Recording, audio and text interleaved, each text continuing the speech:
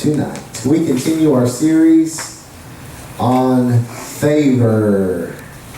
The series for camp. Spent today uploading everybody's camp forms that I had and putting them in, and so that was fun. And so, anyway, the last couple of weeks we've been talking about the life of David, and we have talked about when he was anointed, right? You favor your father. He was anointed. He was chosen, not because his earthly father chose him, but because his heavenly father chose him. And then last week we talked about even before he slayed Goliath, even before he played the harp and caused the evil spirits in Saul to calm down, there was a preparation that had to happen inside David, which happened in the pasture, right?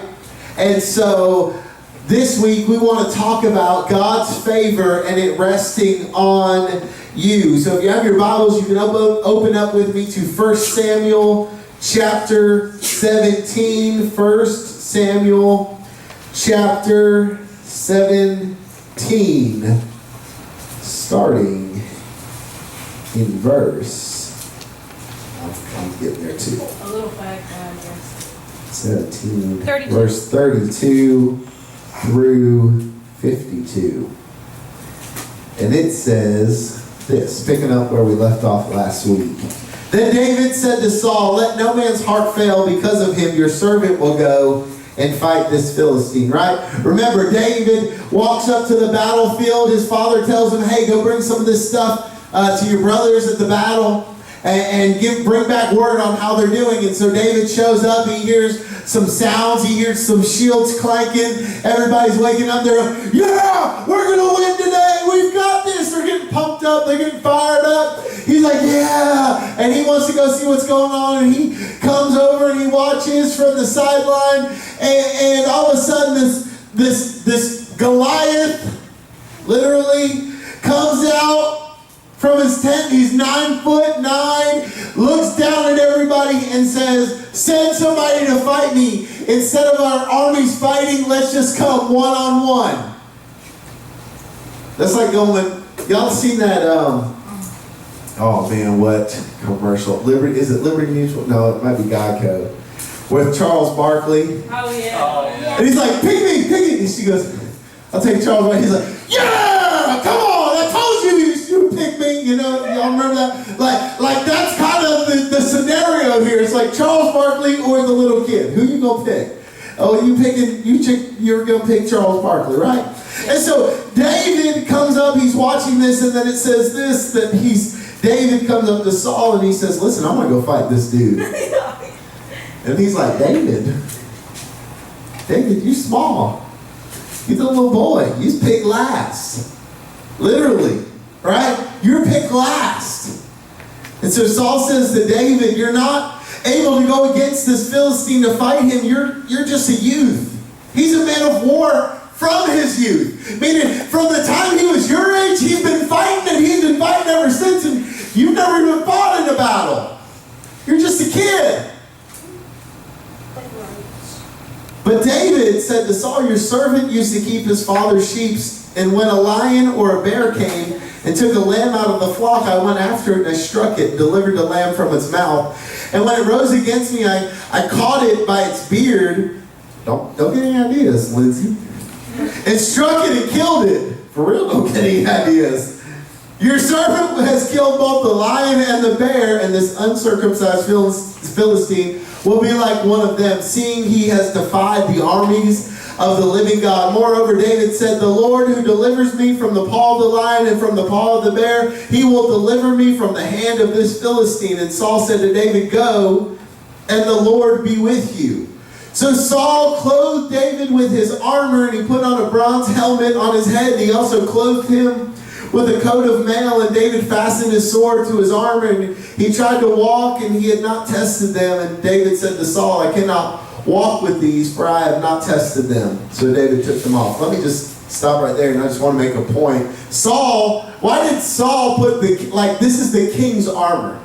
Understand this. This is like nobody wears this but the king, right? So why does Saul put this armor onto David? Why? Because that joker wanted, I wasn't asking y'all, I was just going to tell you. Y'all's like ready. I like y'all's enthusiasm. Y'all were excited. Saul wanted the credit. He didn't want everybody to know it was David. He wanted his armor to walk out on that battlefield, and he wanted everybody, because you're talking thousands of warriors, right? They're looking from like the nosebleed section down, right? And they see Saul's armor go out. They're like, that's my king! My king's taking on this Philistine, right? Yeah. But David's like, no, I can't do this. So he took his staff in his hand and he chose for himself 5 smooth stones from the brook, and he put them in a shepherd's bag and in a pouch which he had. His sling was in his hand, and he drew near to the Philistine. So the Philistine came and began drawing near to David, and the man who bore the shield went before him.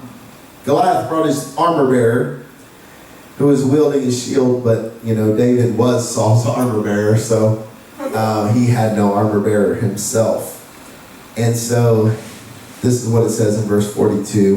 And when the Philistine looked and saw David, he disdained him, for he was only a youth, ruddy and good looking. So the Philistine said to David, am I a dog that you come at me with sticks? And the Philistine cursed David by his gods. And the Philistine said to David, come to me, and I will give your flesh to the birds of the air and to the beasts of the field. And then David said to the Philistine, you come to me with a sword and with a spear and with a javelin, but I come to you in the name of the Lord of hosts, the God of the armies of Israel, whom you have defied.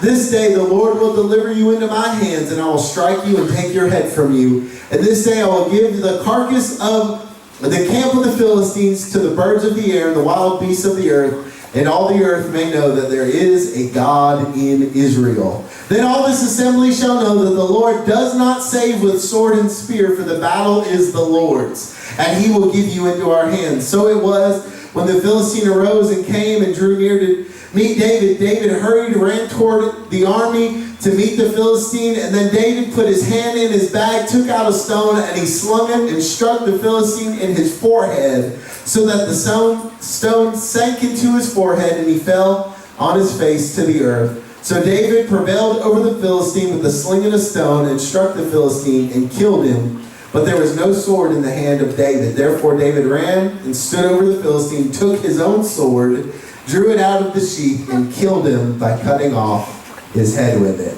And when the Philistines saw that their champion was dead, they fled. Now the men of Israel and Judah arose and shouted and pursued the Philistines as far as the entrance of the valley of the gates of Ekron. And the wounded of the Philistines fell along the road, even to Gath and Ekron. None of that's really important. That's a crazy story, isn't it? Yeah. It's one of the most well-known Bible stories in all of the world, right? Why? Because everybody likes a good underdog story. Yeah. Right? Everybody loves a good underdog story. I mean, think about Miracle, Rocky IV, Remember the Titans, Facing the Giants. Like, everybody loves a good underdog story. Like, you give me an underdog story, I'm there. Right? I'm there. We love when there's an impossible odds, and yet they find themselves victorious in the end. And some people even call these types of movies David and Goliath movies. It's one of the most well-known Bible stories of all time. The Israelites, the Philistines, they're facing off. And rather than going in army against army, they decided to go champion against champion. Goliath, 9 foot 9 inches. Just put this in perspective. Y'all know who Shaq is?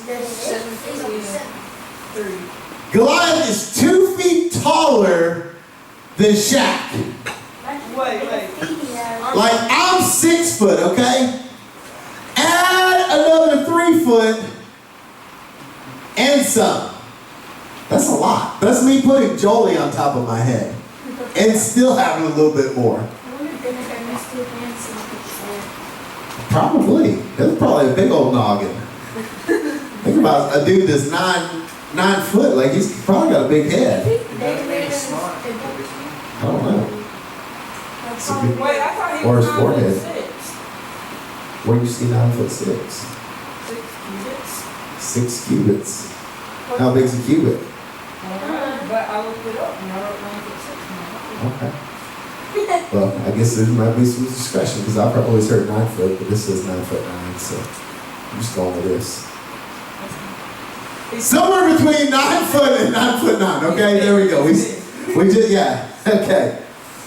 Listen, not even King Saul was willing to go after him. Okay. For 40 days, Goliath challenged the army of Israel. He defied the God of Israel.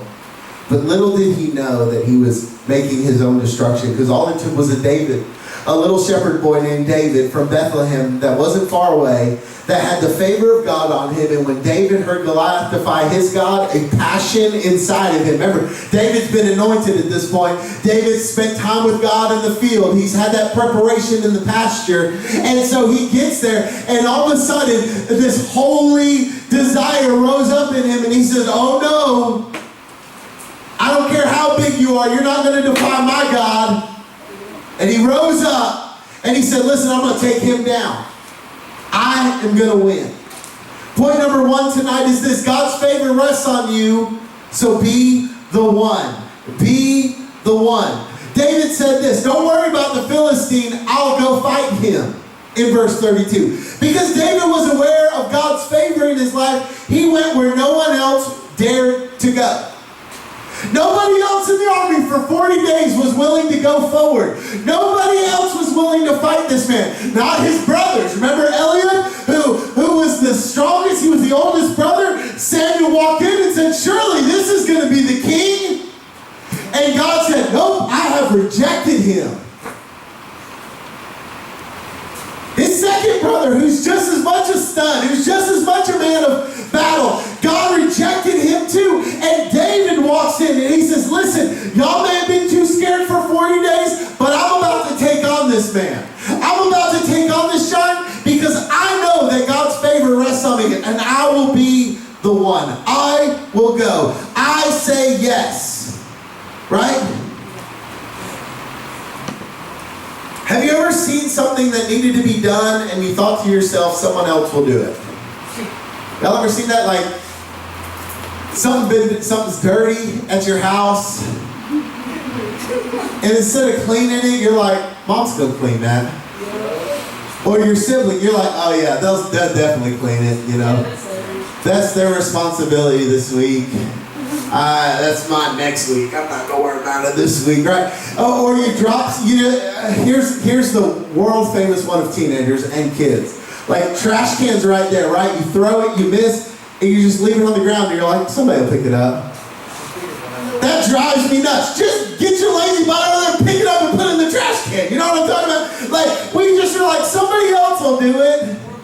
And so for 40 days, that whole army, everybody in the army is listening to Goliath, and they're going, somebody else is going to do it. It ain't going to be me. I'm not going to die. I'm not taking this dude on. Right? I don't want to die. God's favor rests on you. And instead of waiting for somebody else to step up, could it be that God is waiting for you to step up? Be the one. Be the one that invites that lonely kid to your lunch table. Be the one that isn't too busy to help someone in need. Be the one that gives to speed the light even if no one else does. Be the one at camp who comes with a yes in your heart. Before looking for someone else to step up, listen, because God may be calling you to take on the challenge. Everybody else was waiting for somebody else to do it, but David walked in and said, you know what, I'll do it. I have a yes in my heart. I'm willing to take on this champion. I'm willing to go. I'm willing to do it because God's favor rests on me. God's favor plus your willingness is a powerful combination. He can do powerful things with anyone who's willing to say, I'll go. You may not, it may be one of those situations where you feel underprepared, ill-equipped, but guess what? God's favor on you is all you need. Point number 2 tonight is this: God's favor rests on you, So you have all that you need to succeed. Saul tries to put on this armor. He tries to get David prepared for battle. Here, take my sword. Here, take this. Here, David, put on my armor. Here, David, here's a helmet. Here, David, right? And he's trying to prepare, but David's like, no, I can't wear this. I'm not comfortable. This isn't me. And he says that I'm just going to take my shepherd's staff and my sling. The same thing I took to take down the lion, the same thing I used to take down the bear. This is all I need. Why? Because God has given you all that you need to succeed. Yeah. Have you ever felt just ill-equipped for something? You just didn't feel prepared? Yeah. Right? You were about to take on a task and you're like, man, listen, I am not ready for this. Right? The key thing that I could ever think of was when I took the ACT. I didn't do ACT prep. I didn't do any classes. I didn't do anything special. I literally went and just took the test. And I got there and quickly realized I was not prepared for what I had stepped into. Right? And I made like I don't remember, 18 or 21 or something. It was good enough for me to get a scholarship, and I said, great. And I was done. Right? I never took it again. I never did anything. But I quickly realized I have stepped into something that I was not prepared for. When God asks us to do something big, it's easy to listen to fear and doubt and let that lead us and all of a sudden get us to start looking at our shortcomings and why we can't and all these things. But David looked at Goliath, an enormous man. He had weapons, he had armor, he had experience. And David trusts in the power and the protection of his God over the power and protection of armor and a sword. God was able to use David to take down a giant with mere stones. Think about that. God doesn't need you to be the most impressive. He just needs you to be obedient and have a yes. You're enough. Your qualifications come from the favor of God because He has equipped you. Ephesians 2 verse 10 says this, "For we are God's masterpiece. He has created us anew in Christ Jesus so we can do the good things He planned for us long ago." God's favor rests on you so you can rest in the fact that He can do whatever He needs to do through you. Right? God gives you all the strength that you need. God can move through you. All He's looking for is you to say, yes, I'm here. I'm available. I'm willing. Right?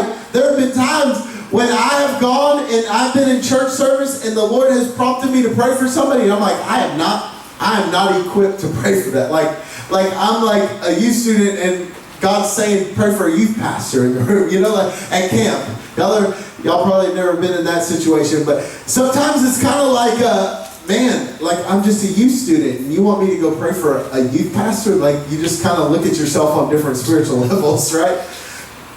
But when God says it, I find myself going, right? Why? Not because I'm prepared, not because I'm equipped, but because God can use me if I just say yes. Point number 3 tonight is this: God's favor rests on you so you can expect miracles to happen. Goliath began to move to attack, and David quickly ran out. He reached in his bag, he took out a stone, and he hurled it with his sling and hit the Philistine in the forehead. And the stone sank in, and Goliath stumbled and fell face down to the ground. Killing Goliath is no easy task, right? He's covered in armor, he's got a helmet, he's got a coat of mail, he's got leg armor. He's moving, right? It's not like just throwing it at something on the wall. Like this dude is moving. And on top of that, he's got an armor bearer that's got a shield, right? He's like, hey man, hold my shield right here, right? And he's standing in front of him with the shield. And so it's like, all these things are against David in this moment. And yet he still moves on. And I heard him preach one time, this is many years ago, but I just loved it. I just love this analogy. This guy said that God had called David for that moment. And it didn't matter which way David threw that stone. David could have went, whoop, behind me. And he said it would have went and it would have bounced off a tree. It would have ran over by the stream and bounced off a turtle shell. It would have kept going and it would have bounced off off somebody's shield, and it would eventually hit it would have hit Goliath where it needed to. Why? Because it wasn't about David throwing, it was about God directing. Yeah. And so David just threw it out of faith, but God was the one who directed the stone. God was the one who took the favorite and directed it right where it needed to go. Now, I don't know if that's really true. David could have just went, whoop. I bet it actually. But I feel like God would have made a way, somehow, some way, right? The impossible happened. This boy, this youth, this kid took down a giant, a warrior, a champion. The shepherd took down the champion. A sling in his hand, drenched in the favor. It provided to be more lethal than the sword or the spear. And the same God that used David and his sling to accomplish his will can use a girl with vocal talent, or can use a boy with a baseball bat, or can use a writer with a pen, or a photographer with a camera to accomplish his purpose on the earth. See, God's favor rests on you. If you allowed him to anoint you, if you allowed him to move in your life, all he's looking for is a yes. And I'm here to tell you, you can expect miracles to happen if you just give yourself to the Lord and say, here it is. God's favor rests on you. So live with an expectancy that God is able to do and will do the supernatural. He still heals. He still changes lives. He still restores family. Dare to believe that the God of the Bible is the God of today. Last point tonight is this: God's favor rests on you, so the atmosphere shifts wherever you go. When the Philistines saw that their champion was dead, they turned and ran. And the men of Israel and Judah gave to a great shout of triumph and rushed after the Philistines. Have you ever been to a game, or maybe you've watched a game on TV where your team is absolutely being slaughtered? Right? And it's in the fourth quarter. They're down by like 30 points. You're like, there is no hope. Right? The fans have even given up hope. You're watching fans walk out. Right? And then somehow, out of nowhere, the losing team starts turning around, and all of a sudden they get momentum, right? And energy begins to shift, and momentum begins to carry them. And all of a sudden they have come back all the way to the end, and it's a tie game. And you're like, wait a minute. Like, I always feel bad for the people that left, right? Like, they missed the greatest comeback in all the world because they decided this game is over. But the team said, no, we're not giving up. And this momentum shift has happened, and they catch up, right? And this is what happened for the Israelites, right? Like, they felt defeated. They're looking at Goliath day in, day out, every day for 40 days. They're going, there's no way. We have lost. They've just become defeated. Fans started walking out. They're like, man, the Israelites, man, they ain't gonna fight, man. They're a bunch of losers. They're walking out. And all of a sudden, David comes in, and the whole atmosphere changes. And all of a sudden, they went from being defeated and losers, and they became victorious, and they began to chase the Philistines. And the Philistines went from being victorious to, oh no, our champion's dead, let's run. And we have to remember, Goliath showed himself for the first time, and it says that Saul and the Israelites were terrified and deeply shaken. Okay? This state of fear had lasted in them for 40 days. Every morning, every evening, Goliath stood there. He shook this army, seasoned warriors, right? These men are not, it's not their first time to battle. They've won many battles before. And yet they've come, and this dude shook them to the core. Right? Goliath shook the atmosphere. Goliath changed the atmosphere and their demeanor from excited and triumphant to scared and fearful. But God changed the atmosphere through David the other direction. In the same way a candle can change the atmosphere when lit in a dark room, God's favor on you can change the atmosphere wherever you go. When you walk into a room, it's not just you.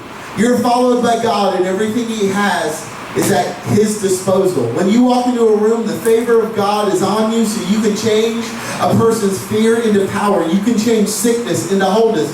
You can change depression into joy. When the Almighty puts His hand on you, your substance and the weight is altered. He will open doors for you that no man can close. And when needed, closed doors can protect you and no man can open it. He goes before you. He stands beside you and He remains behind. After when you're gone. See, in this story, we see what a person can do when they lean into the favor of God, when it's been placed on them. God's favor is on you. I'm here to tell you today, God's favor is on you, so walk in it. Be the one that says yes when God calls. Rest in the fact that all you need to succeed has been provided for it.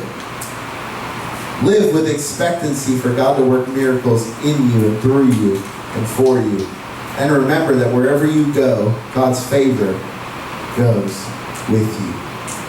I'm here to tell you tonight, God's favor rests on you.